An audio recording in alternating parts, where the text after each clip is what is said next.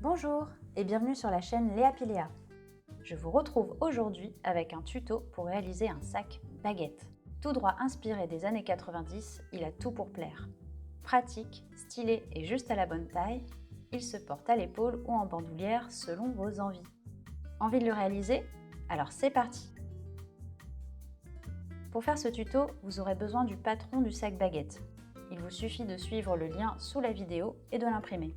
Pour le modèle de cette vidéo, j'ai décidé d'utiliser une sangle en coton pour la anse, mais vous pouvez très bien réaliser vous-même votre anse avec le patron. Comme vous pouvez le voir, j'ai déjà découpé les pièces. Pour le tissu extérieur, il vous faudra 2 pièces pour l'avant et l'arrière et une pièce pour le fond et côté du sac. Pour la doublure, c'est pareil. Il vous faut 2 pièces pour l'avant et l'arrière et une pièce pour le fond et côté du sac. Tout le reste du matériel nécessaire pour ce tuto est détaillé sous la vidéo. On commence par épingler l'étiquette sur une des faces extérieures. J'ai choisi de coudre la mienne au milieu à 4,5 cm du bord en haut du sac. Direction la machine pour une couture au point droit de chaque côté de l'étiquette. Voici le résultat. Pour coudre la fermeture à glissière, on commence par faire une marque au milieu du haut du sac et on fait la même chose pour le milieu du zip de chaque côté. Ensuite, on fait des petites entailles dans le zip pour faciliter sa couture puisque le haut du sac est incurvé. Elles sont toutes petites, il ne faut pas aller trop près des dents. Puis on place le zip sur la pièce extérieure du sac de cette façon en faisant bien correspondre les milieux entre eux. C'est à ce moment-là que j'ouvre le zip. Les dents doivent être tournées vers le bas.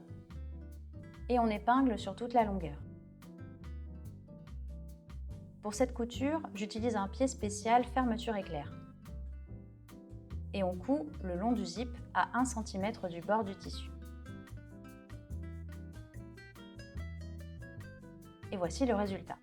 Une fois cette étape réalisée, on pose notre pièce face à nous et on pose l'envers de la doublure face à nous.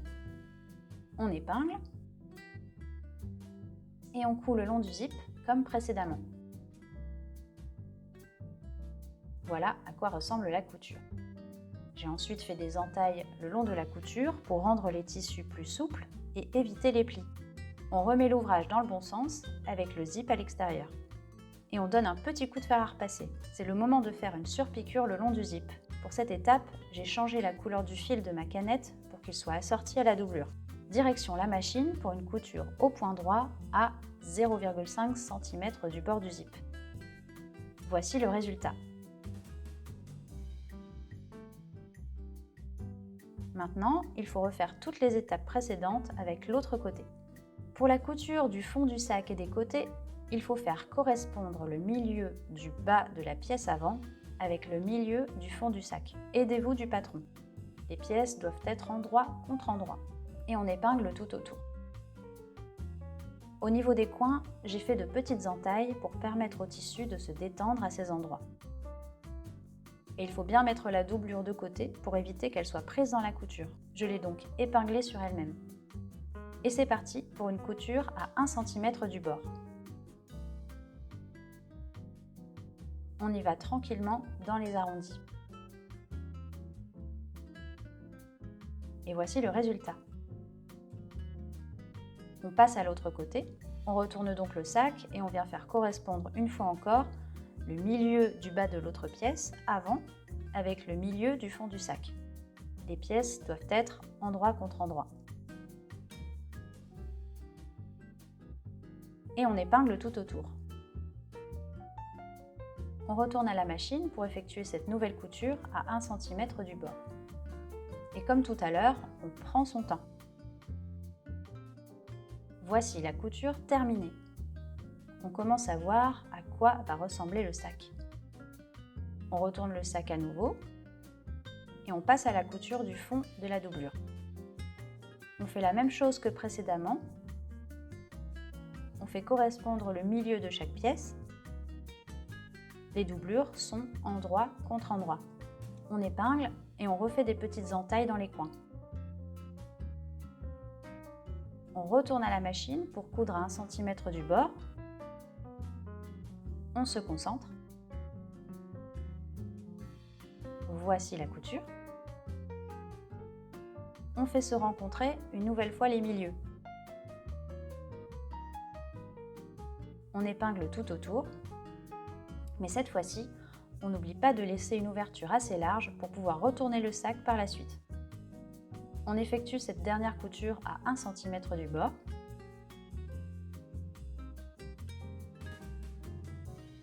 Voici la couture et l'ouverture.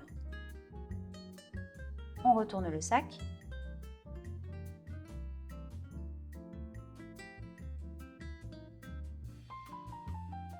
On referme le zip, mais pas complètement.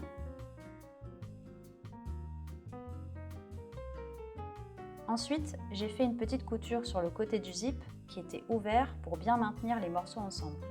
On laisse de côté l'ouvrage pour se concentrer sur la anse. On mesure 10 cm dans celle-ci et on coupe le morceau qu'on fait passer dans une des boucles rectangulaires. On mesure ensuite 1 mètre dans le reste de la sangle, mais vous pouvez tout à fait ajuster ces dimensions. On retourne à nouveau le sac.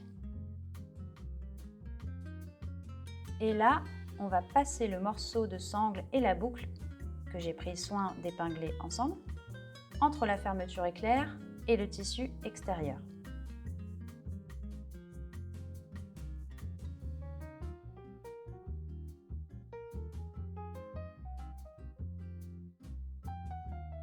Et on coud à cet endroit-là à 1 cm.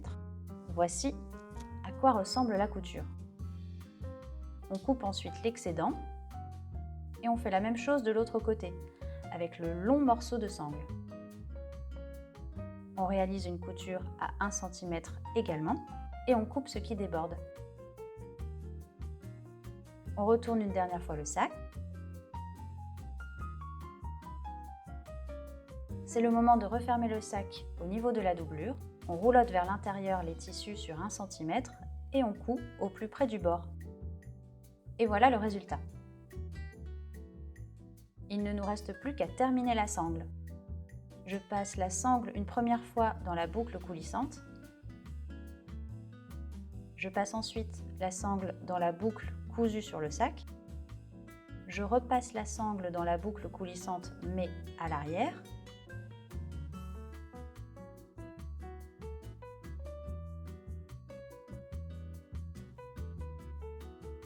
Je replie la sangle sur elle-même pour faire un ourlet. Je vais coudre cet ourlet à cet endroit-là. Et voici à quoi ressemble la couture. N'hésitez pas à bien la renforcer. Notre sac baguette est désormais fini. Je suis vraiment super contente du résultat. Il n'est pas super mignon? J'ai hâte d'avoir vos retours sur ce sac. Si ce tuto vous a plu, n'hésitez pas à vous abonner et à faire un tour sur mon site leapilea.com.